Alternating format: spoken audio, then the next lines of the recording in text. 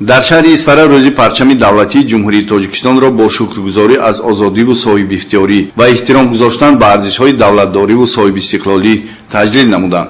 нахуст сокинони шаҳр аз намоиши ҳунарҳои халқӣ маҳсули дастони пазандагону бофандагон, рассомону эҷодкорони шаҳр ки бо мақсади арзгузорӣ ба яке аз муқаддасоти миллии ҷумҳурии Тоҷикистон парчами миллӣ ороста шуда буд, дидан намуданд. тантанаҳои мазкур бозгӯӣ аз он мекарданд ки парчам дар радифи конститутсия, нишон ва суруди миллӣ ба ҳайси рамси басо арзишманди милливу давлатӣ барои мардуми тоҷик муқаддас аст, зеро таърихи навини давлатдории тоҷикон гувоҳи он аст ки арзгузорӣ ба рамзҳои миллӣ ки парчами давлатӣ яке аз онҳо мебошад, барои дарки амиқи ғояҳои олии марбут ба ҳуввияти миллии мардум нақши муассире дорад.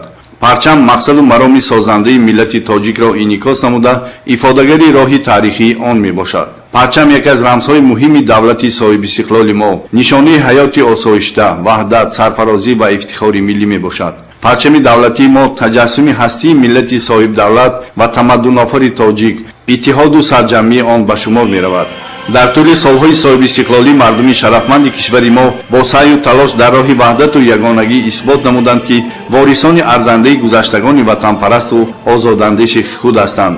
дар ҷараёни ҷамъомадӣ бошукӯҳе ки бо ширкати намояндагони мақомоти иҷроии ҳокимияти давлатӣ, роҳбарони ҷомеаҳои меҳнатӣ, омӯзгорон ва муассилини муассисаҳои маориф ва собиқадорон дар кохи фарҳанги шаҳр доир гардид, намояндагони мақомоти иҷроии ҳокимияти давлатӣ вилояти суд ба шаҳр баромад намуда, ҳозирин ва дар симои онҳо тамоми сокинони шаҳру деҳоти Исфараро бо рӯзи парчами давлатии ҷумҳурии Тоҷикистон сидқан муборакбод гуфтанд. зимнан гуфта шуд ки санаи 24 ноябр барои тоҷикону тоҷикистониён на танҳо рӯзи арзгузорӣ ба парчами давлатӣ, балки ҳамчунон рӯзи гиромидошти арзишҳои деринии таърихию фарҳангӣ ва маънавии миллӣ, гузашта аз ин рӯзи эҳтироми миллат ва давлату давлатдорӣ маҳсуб меёбад.